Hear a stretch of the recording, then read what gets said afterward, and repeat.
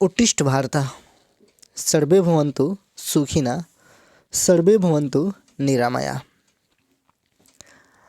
इतिहास की इस सीरीज में आज हम लोग बात करेंगे ईस्ट इंडिया कंपनी और भी सारी कंपनियों के बारे में, जो कंपनियां सिक्वेंसली आ रही थी भारत में व्यापार के लिए।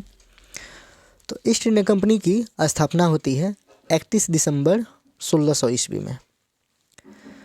31 दिसंबर 1600 ईस्वी में स्थापित होती है ईस्ट इंडिया कंपनी। इसकी उपनाम जो होती है वो है जॉन कंपनी।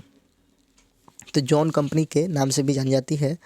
मुख्यालय था इसका लंदन यानी ब्रिटेन का, इंग्लैंड का वो राजधानी लंदन, जहाँ पे ये कंपनी स्थापित हुई थी। स्वरूप इसका था एक संयुक्त उद्यम, ज्वाइंट वेंचर कंपनी थी, जिसका कार्य था यहाँ पे आकर के व्यापार करना। रॉयल चार्टर के द्वारा क्या होता है कि एलिजाबेथ प्रथम, जो ब्रिटेन की महारानी होती हैं, उन्होंने 15 वर्षों के लिए अनुमति दी थी कि ये कंपनी, ये जो मर्चेंट ऑफ जॉन्स बनाई गई है, ये भारत जाए और व्यापार करे कंपनी के माध्यम से। लेकिन जेम्स प्रथम जो थे, उन्होंने व्यापार की अवधि अनिश्चित समय के लिए बढ़ा दिया था। तो एलिजाबेथ प्रथम ने इसके लिए मात्र 15 वर्ष का प्रावधान किया था, जबकि जेम्स प्रथम जो आए, उन्होंने ये समय सीमा हटा दी। मूल नाम की बात करें कंपनी के, तो मूल नाम जो है 1599 में लंदन के मर्चेंट्स एडवेंचर नामक दल ने एक अंग्रेजी ईस्ट इंडिया कंपनी, जो the governor and company of merchants of London trading into the East Indies की स्थापना की थी। घटनाक्रम की बात करें इसमें हम लोग, तो 1611 में आंध्र प्रदेश के मसूलीपट्टनम में, इसको मछलीपट्टनम के नाम से भी जानते हैं हम लोग, प्रथम अस्थायी फैक्ट्री स्थापित की गई थी 1611 में मसूलीपट्टनम में, जो पूर्वी इलाका है साउथ इंडिया का, वहाँ पे। 1613 में सूरत में जहांगीर के आदेश के द्वारा प्रथम फैक्ट्री स्थापित हुई। तो जहांगीर के आदेश मिलने के बाद 1613 में जहांगीर के आदेश के बाद ही सूरत में कंपनी स्थापित हुई। 1651 में हुगली में अंग्रेज कोठी ब्रिजमैन के नेतृत्व में बनी। तो अंग्रेज के लिए यहाँ कोठी का निर्माण किया गया सर ब्रिजमैन के नेतृत्व में। वहीं बम्बई के किले की किलेबंदी 1720 में चार्ल्स बून के द्वारा कराई गई थी। तो चार्ल्स बून का नाम याद रखेंगे। 1720 में इन्होंने बम्बई के किले की घेरबंदी करवाई थी। 1690 ईस्वी में जब यहाँ जॉब चौनाक आते हैं, तो ये कलकत्ता शहर तथा फोर्ट विलियम किले का निर्माण करवाया था इन्होंने। जॉब चौनाक ने 1690 ईस्वी में चरनाक साहब ने कलकत्ता और फोर्ट विलियम किले का निर्माण करवाया था। वहीं जब सर चार्ल्स आयर आते हैं, तो ये प्रथम अध्यक्ष बनाए जाते हैं फोर्ट विलियम के।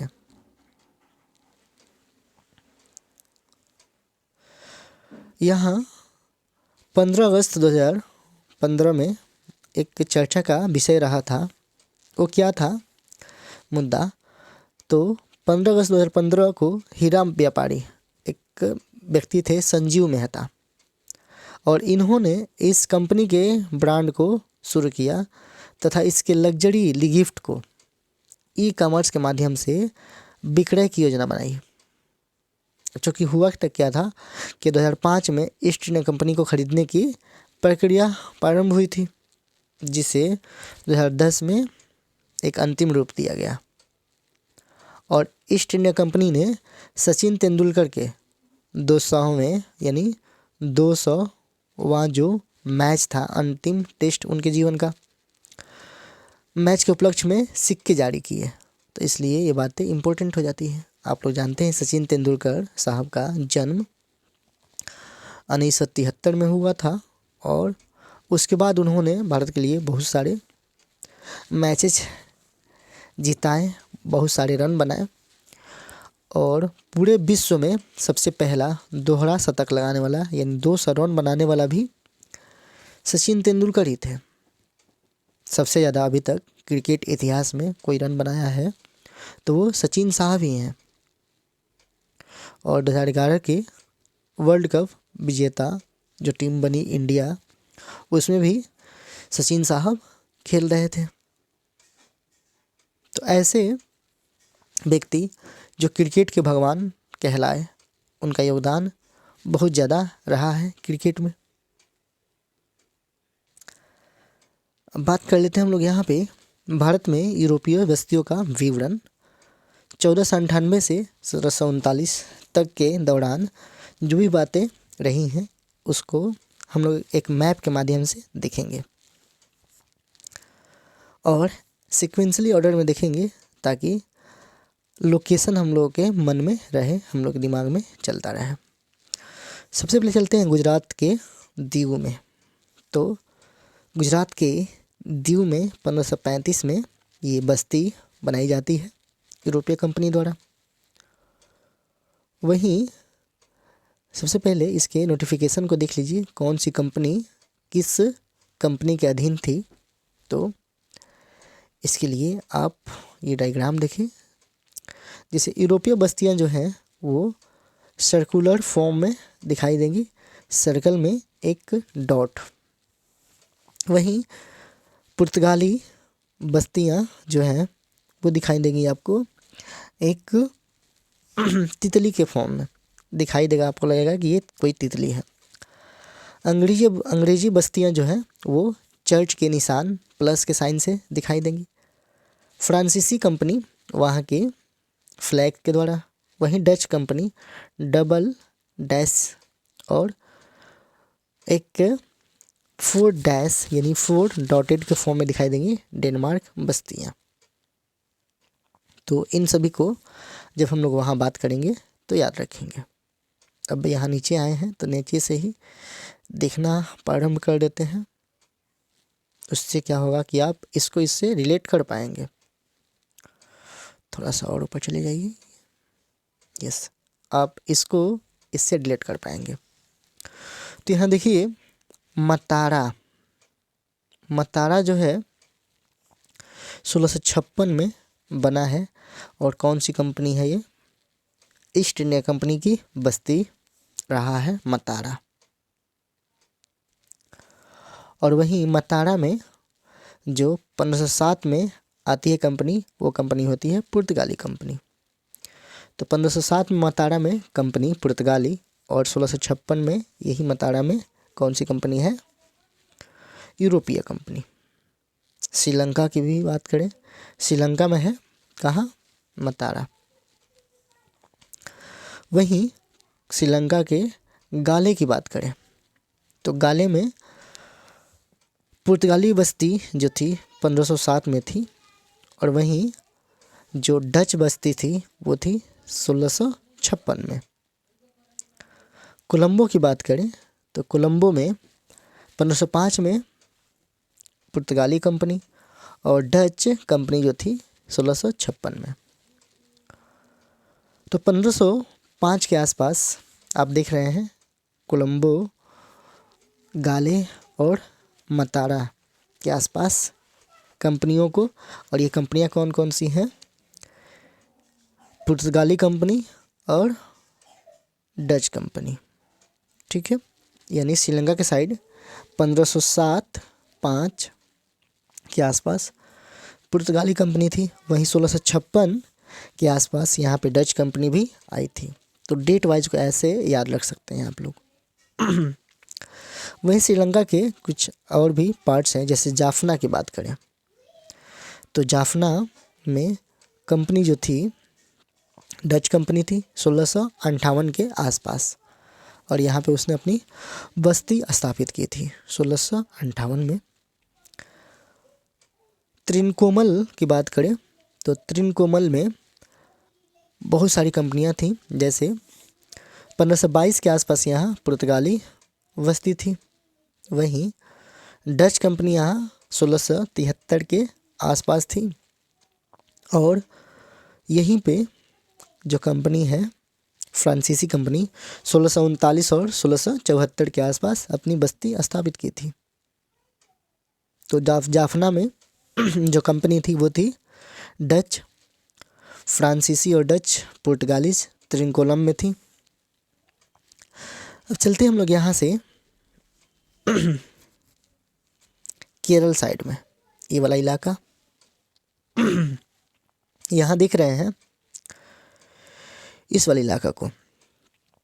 तो यहाँ कन्नौर में, माहे में, कालीकट में, कोचीन में, ये सभी जगह पे यूरोपीय कंपनियाँ तो थी ही, यूरोपीय बस्तियाँ तो थी ही। उसमें पुर्तगाल जो है वो कन्नौर में था। माहे 1501 की बात है।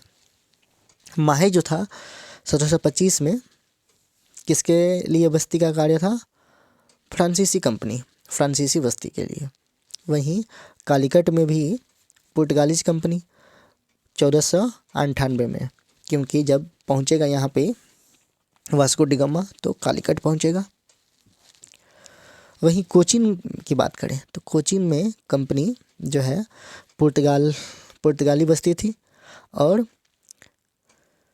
डच बस्ती भी थी 1500 और 1656 के आसपास। इसके बाद मूव करते हैं हम लोग यहाँ तमिलनाडु साइड। तो तमिलनाडु में मद्रास की बात करें हम लोग, मद्रास में अंग्रेजी बस्ती थी। कब? 1639 के आसपास। 1639 के आसपास ये अंग्रेजी कंपनी थी। वहीं तंजावुर में 1620 में डेनमार्की बस्ती हुआ करता था, डेनमार्क का बस्ती था यहाँ पे। बाकी इधर देखेंगे तो पुलिकट, सरदास, पौंडीचेरी, कराईकल, नागापट्टनम, इन सभी जगहों पे यूरोपीय बस्तियाँ थी। उनमें पुलिकट में डच बस्ती थी 1600 के आसपास। वहीं सरदास में 1670 में कंपनी थी, यूरोपीय कंपनी। पौंडीचेरी में जो है फ्रांसीसी कंपनी थी और कराईकल में भी फ्रांसीसी कंपनी 1674 और 1739 के आसपास। नागापट्टनम की बात करें तो यहाँ यूरोपीय कंपनी तो थी ही। 1658 में यहाँ पे पुर्तगालीज, 1507 में 1658 में पुर्तगालीज कंपनी और डच बस्तियाँ भी यहाँ पे थे। इसके बाद मूव करते हैं हम लोग ऊपर के साइड और देखते हैं इन हिस्सों में।